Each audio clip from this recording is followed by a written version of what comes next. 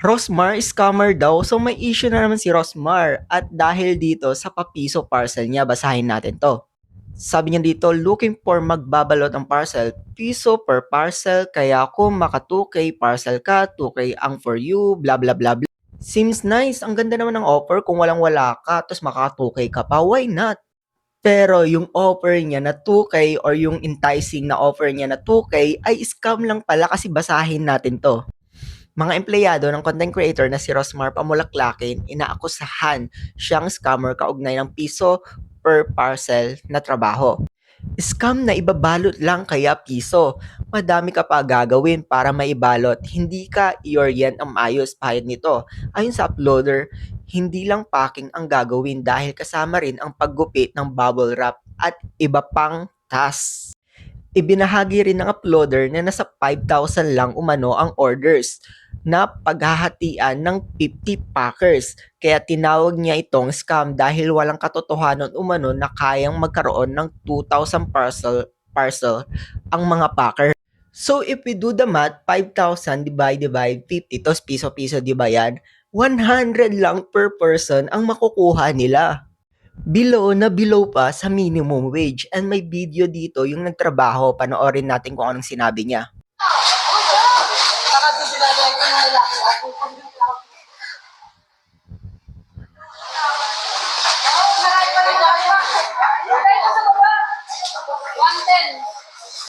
Ito po yung ano namin, yung bubble wrap, nagugupitin pa namin bago namin yan. Andito po kami sa our mansion. Ito po yung swimming pool.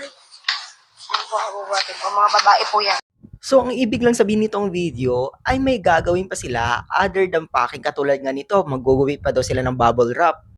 Tapos pagpapalagay pa natin na 5,000 yung babalutan nila ng bubble wrap and magsasayang sila ng ilang oras dito sa bubble wrap lang na hindi sila bayad. May nag-share ng experience nila doon sa piso parcel ni Rosmar. Kaya pala Rosmar lang malakas ang tama mo. Nag-post si Ma'am Rosmar na kailangan ng taong willing mag-start ASAP kahit 24 hours puno. Pero pagdating namin doon, dami na agad problema. Na kaya so di pa nadating yung mga gamit na kakailanganin namin. Kaya akyat muna kami sa taas para maggupit ng bubble wrap. Ang trabaho namin pakyaw, kaya yung oras namin habang ginugupit yung bubble wrap ay hindi bayad. Pinalagpas namin yon. Kung dumating na yung mga gamit na kailangan namin, nag-start na agad kami. Pero dahil sa lima kaming gagawa by group at kulang-kulang yung materials, alam namin mahirapan kami. Kumita ng malaki. Pinalagpas ulit namin yon. Kasi ang inisip namin kung mag 24 hours kami doon, makadamit din kami ng kita. Kahit nawawalan na kami ng pag-asa kasi yung mga kasama namin nagsiuwian na at ang perang naiuwi nila is 59 to 200 plus pesos. Pero chinaga pa din namin kasi mas matagal kami doon, mas malaki kikitain namin. Kasi hinahabol din namin yung pamasahe namin 300 plus balikan. Hindi pa kasama pagkain dyan. Pero ang hindi namin kayang tiisin ay yung papauwi kami ng 2 AM. Babae kami lahat. Nasa isip nyo ba yun? Malayo lalakarin namin, naisip nyo ba yun? Kahit na nakikiusap kami na baka pwede kahit mga 5 AM na para may masakyan kami. Pero wala eh. Pinapauwi pa din kami. Ang worst 288 lang ang pinaghatian namin. Hindi nyo pwedeng isisi sa kilos namin ang kinita namin kasi kayo ang may problema sa mga gamit. Nagtrabaho kami, nakasalampak kami sa sahig. Tiniis namin lahat yan. Pero sana nagkaroon man lang kayo ng consideration, blah blah blah blah. And another 1 minute share din. Diyos ko, grabe hirap namin kung balot lang sana at kung nakabubble wrap na hindi na mahirap kaso hindi pa gupit ang bubble wrap. Ikaw pa mismo magugupit ng bubble wrap, tapos ikaw pa magbabubble wrap at magtitape. Tapos siya ka ibabalot grupo-grupo. Kung di ka magtutulungan di abot ng 1K ang kuha mo, tapos papauwiin ka pa ng alanganing oras. 2 AM halos wala nang masakyan noon, tapos puro babae pa. Kung di pa kami bumalik sa resort nyo, hindi kami ihatid sa mismong highway. Napakalayo pa pala ng lalakarin namin. Tapos ang nakuha lang namin 290. Buti nga naka 290 pa kami. Yung iba tig 37 or 56 pesos lang ang naiuwi. Tapos ang lalayo pa ng uwian, sobra-sobra pagod namin. Tapos itubig na inumin wala man lang. Kayo ibinigay ng water dispenser. Wala gutong pa pamasahe pa kulang na kulang ang piso mo. Milyon ang kinita mo sa isang parcel, hindi ko na makita yung buo. So, ayun na nga no, bad experience talaga yun na experience ng mga tao sa piso parcel ni Rosmar. Pero may nagtatanggol pa rin kay Rosmar. Sabi nito, grabe naman kayo mang bash. Actually, sobrang mahal ng piso per parcel. Kung ibabalot mo sunscreen at abutin. Hindi nyo pa siguro naranasan magbalot ng parcel kaya ganun reaction nyo. Ito pa, piso per parcel is already enough. Kasya magtrabaho kayo sa factory na minimum wage ang pasahod, tapos bugbugan ang trabaho, hindi mahirap mag-pack ng parcel. Mga bashers lang talaga kung mag-comment, hindi alam ang realidad. What? Based nga dun sa story nila, hindi pa umabot ng minimum wage yung nakuha nila doon sa trabaho nila, tinrabaho nila dyan sa piso parcel ni Rosmar.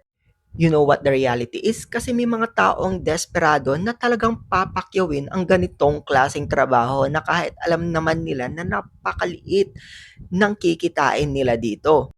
At dahil nga may mga taong desperado sa mga gantong trabaho, mahintay sila kasi makikita mo 2K, wow, tos isang araw lang maka 2K ako, why not, di ba? May mahintays talaga dyan sa mga ganyang klaseng trabaho. That's the reality, di ba? May mga trabaho na hindi sapat para sa isang tao, may mga trabaho na hindi sapat yung sweldo para sa isang tao. At may mga tao din na hindi pa rin nakakahanap ng trabaho hanggang ngayon. And itong ginawa ni Rosmar ay sobrang napaka-exploitative sa mga tao at talagang alam na alam niya kung paano i-exploit yung tao. Like, alam na alam niya talaga kung paano mag-hire ng empleyado sa pinakamurang way, di ba? Ang galing niya. Kaya pala ang yaman-yaman mo kasi kuripot ka sa mga empleyado mo.